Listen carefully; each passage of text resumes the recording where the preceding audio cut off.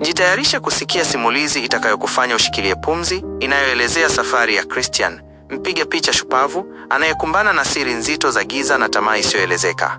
Atajikuta akivutwa kwenye ulimwengu wa kutisha, ambapo mipaka kati ya uhalisia na ndoto inafifia, na kila hatua inampeleka karibu na makucha ya shetani mwenyewe. Je, ataweza kutoroka kutoka kwenye mtego wa kijiji cha waliosahau, au atamezwa na giza milele? Sikiliza sasa na ujue hatima yake. Christian, kijana mpiga picha mahiri, alikuwa akifurahia mafanikio yake katika jiji la kisasa. Ofisi yake ilikuwa ikitembelewa na wateja mbalimbali, na jina lake lilikuwa likitajwa kwa heshima katika sekta ya upigaji picha. Siku moja, simu yake iliita. Upande wa pili kulikuwa na sauti nzito na yenye mamlaka. Ilikuwa ni ya Bwana Mzizi, tajiri maarufu wa jiji hilo, anayejulikana kwa utajiri wake wa kutatanisha na biashara zake za kificho. Christian, nimekusikia sana. Nahitaji huduma zako haraka. Njoo ofisini kwangu mara moja, Bwana Mzizi alitamka bila kuongeza maelezo. Christian, ingawa alihisi kutoelewa, alijua kuwa fursa ya kufanya kazi na Bwana Mzizi haipaswi kukoswa. Aliagana na wafanyakazi wake na kuelekea kwenye jengo refu la kifahari la Bwana Mzizi. Alipofika, Bwana Mzizi, mzee mwenye uso mkavu na macho makali, alimweleza Christian kazi yake. Nataka uchukue safari ndefu kuelekea kijiji cha mbali sana, kwenye sehemu inayoitwa kijiji cha waliosahau. Utakuta nyumba moja ya zamani iliyo katikati ya mashamba makubwa. Naitaka picha yake, picha moja tu. Ukirudi na picha hiyo, nitakulipa kiasi cha pesa ambacho hujawahi kukiona maishani mwako. Christian alipigwa na butwaa. Kazi rahisi kama hiyo ingeweza kumlipa kiasi kikubwa namna hiyo. Bwana Mzizi alimpa Christian kiasi kidogo cha pesa ya nauli na matumizi ya awali, akiahidi malipo makubwa baada ya kurudi. Akiwa njiani kurudi ofisini kwake, Christian alijiuliza maswali mengi. Kwa nini tajiri huyu anatoa pesa nyingi kwa picha ya nyumba tu? Na kwa nini nyumba hiyo iko mahali pambali na pakutisha kiasi hicho? Akijaribu kutuliza akili yake, alijitahidi kujikumbusha kuwa kazi yake ni kupiga picha, na pesa alizokuwa amealikwa kuzipata zilikuwa nyingi sana. Usiku ulipoingia, Christian alilala usingizi mzito. Lakini usingizi huo haukuleta amani. Aliota ndoto ya kutisha. Alijikuta yupo kuzimu, akizungukwa na mashetani wenye macho mekundu na sauti za kutisha. Walikuwa wakimweka ndani ya chungu kikubwa kilichokuwa kikiwaka moto, wakipiga kelele, usikwende! Usikwende kijiji cha waliosahau. Tajiri anakuhadaa. Ukienda utakufa. Christian alishtuka kutoka usingizi, akivuja jasho jingi, hofu ikimjaa moyoni. Alijaribu kuiweka kando ndoto hiyo, akijisisitiza kuwa ni ndoto tu, lakini moyo wake uliendelea kumpiga kwa kasi isiyo ya kawaida. Asubuhi ilipofika, Christian alichukua kamera yake pendwa, begi lake la kusafiri, na kuelekea kituo cha mabasi. Akili yake ilikuwa ikigawanyika kati ya hofu ya ndoto na hamu ya utajiri. Alipanda basi kuelekea kijiji cha mbali. Safari ilikuwa ndefu na yenye kutisha. Walipokuwa wakipita katikati ya msitu mnene, ghafla kitu cha ajabu kilitokea. Mbele yao, barabarani, alisimama mwanamume mrefu, mwenye sura iliyofunikwa na kivuli kizito na macho mekundu yanayowaka. Alikuwa akipunga mikono, akiwaambia warudi nyuma. Msikanyage ardhi hii. Rudini nyuma. Abiria wengine walipiga kelele kwa hofu, lakini dereva wa basi, akionekana kutoshtushwa, aliendelea kukanyaga mafuta. Christian alihisi baridi ikimzagaa mgongoni. Basi lilipoendelea, Christian aligundua kuwa walikuwa wakielekea eneo ambalo halina dalili za uhai wa binadamu. Alipofika kijijini, ukimya mzito ulitawala. Nyumba zilionekana zimetengwa, hazina watu. Hakukuwa na dalili ya uhai, isipokuwa upepo uliobebwa na vumbi. Christian, akihisi kutokuwa salama, alipiga hodi kwenye nyumba moja ya zamani. Mlango ulifunguka taratibu, na akajitokeza mzee mmoja mwenye ndevu nyeupe na macho yaliyochoka. Naweza kulala hapa usiku wa leo mzee? Nitaendelea na safari yangu kesho, Christian aliomba. Mzee alimkaribisha ndani, akionekana kuwa mpweke sana. Wakiwa ndani, mzee alimhoji Christian, kijana, unakwenda wapi usiku huu? Christian alimweleza kuhusu nyumba aliyotakiwa kuipiga picha. Mzee huyo alishtuka, macho yake yakimwangalia Christian kwa wasiwasi. Mjukuu wangu, mzee alisema kwa sauti ya kunong'ona, huko unakokwenda ni hatari sana. Hakuna mwanadamu aliyewahi kufika huko na kurudi akiwa salama. Rudi nyuma. Christian alimweleza mzee kuwa tajiri mmoja ndiye aliyemtuma. Mzee alitikisa kichwa kwa huzuni. Kuna siri nzito inayofichwa na tajiri huyo. Usijaribu kuifumbua. Rudi nyuma kijana. Licha ya onyo la mzee, Christian, akihisi kubanwa na ahadi ya pesa na ahadi aliyokuwa ametoa kwa Bwana Mzizi, alikataa kurudi nyuma. Asubuhi ilipofika, alimuaga mzee na kuendelea na safari yake, ingawa kwa shingo upande. Christian aliendelea kutembea, barabara ikielekea kwenye eneo la kutisha la makaburi yasiyo na mipaka. Hakukuwa na mtu, hakuna sauti, isipokuwa upepo uliokuwa ukibeba harufu ya udongo na moshi. Hofu ilianza kumkaba. Alipigwa na butwaa, lakini tamaa ya pesa ilimfanya aendelee. Usiku ulipokuja, alikosa pa kulala na kulazimika kulala shambani. Akiwa amelala usingizi mzito, ghafla kiumbe chenye sura ya kutisha kilimtokea. Kilikuwa kirefu, kimevalia kaniki jeusi kuanzia kichwani hadi miguuni, na uso wake ulikuwa umetanda giza. Kijana Christian, kiumbe hicho kilinong'ona kwa sauti nzito, ulionywa, lakini hukusikiliza.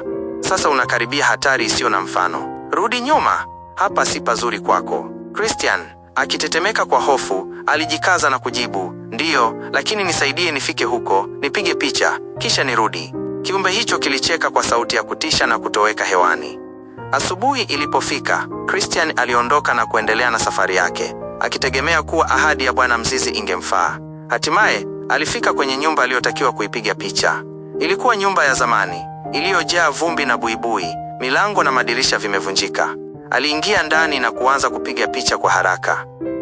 Wakati akipiga picha, ghafla alishtuka kumwona mwanamke aliyefanana kabisa na mama yake aliyefariki miaka mingi iliyopita. Mwanamke huyo alinyoosha mikono yake na kumlilia, "Mwanangu Christian, niokoe!" Christian alihisi woga mkubwa, akajaribu kukimbia, lakini mlango ulifungwa ghafla na kutoa sauti ya kutisha. Halafu, kiumbe kikubwa na kirefu chenye pembe na kwato za ng'ombe kilitokea mbele yake. Macho yake yalikuwa mekundu na harufu ya kiberiti ilitanda hewani. Christian alizimia kwa hofu. Alipozinduka, alijikuta yuko katika ulimwengu mwingine kabisa. Watu wengi walimzunguka, wakionekana wamedhoofika na kutishwa. Katikati yao, alimuona Shetani mwenyewe, ameketi kwenye kiti chake cha enzi. Shetani alimwangalia Christian kwa tabasamu la dharau na kusema, "Karibu kijana, ulikatazwa mara nyingi, lakini kiburi chako na tamaa yako vimekuleta hapa. Hapa ni ulimwengu wa giza, ulimwengu usioonekana kwa macho ya kawaida, isipokuwa kwa wale wenye jicho la tatu na washirikina. Sasa wewe utakuwa mtumwa wangu. Utarudi duniani na kuambia wote kuwa Shetani yupo na anatawala." Christian alishikwa na hofu isiyo na kifani.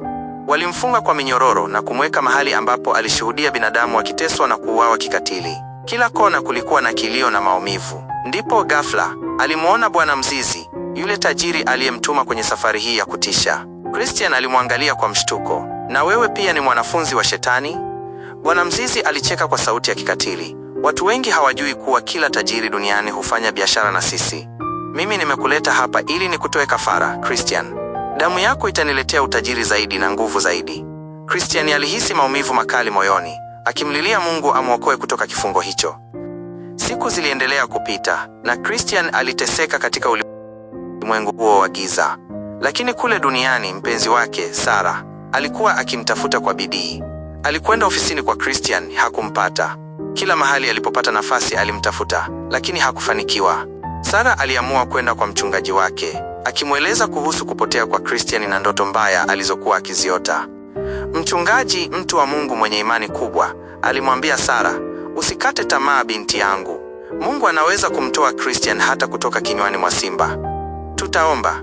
Sarah na mchungaji walianza kuomba kwa bidii, wakimwomba Mungu amfungue Christian popote alipo.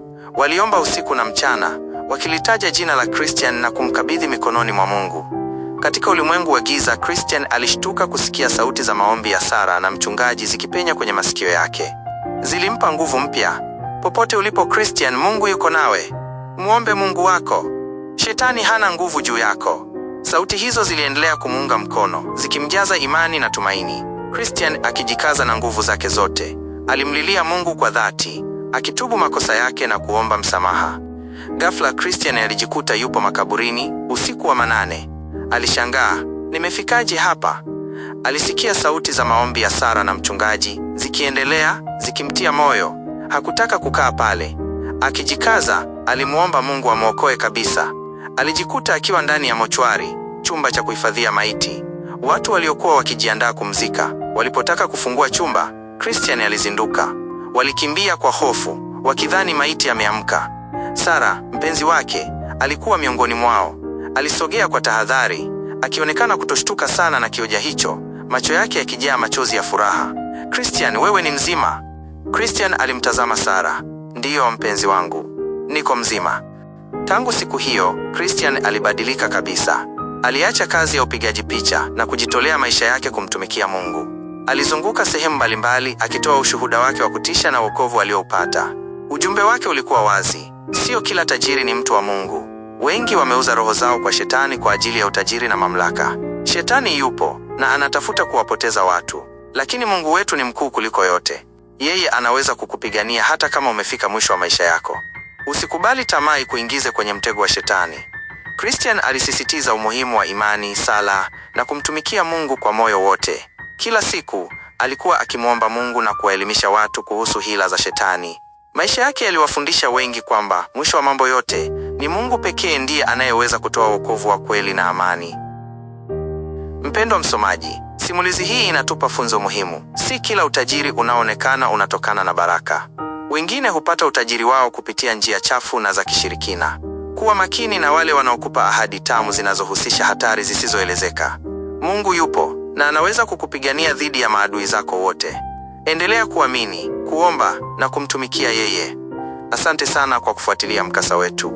Naamini umejifunza kitu na umejisajili subscribe ili mikasa yetu yenye funzo izidi kukufikia. Asante na karibu tena.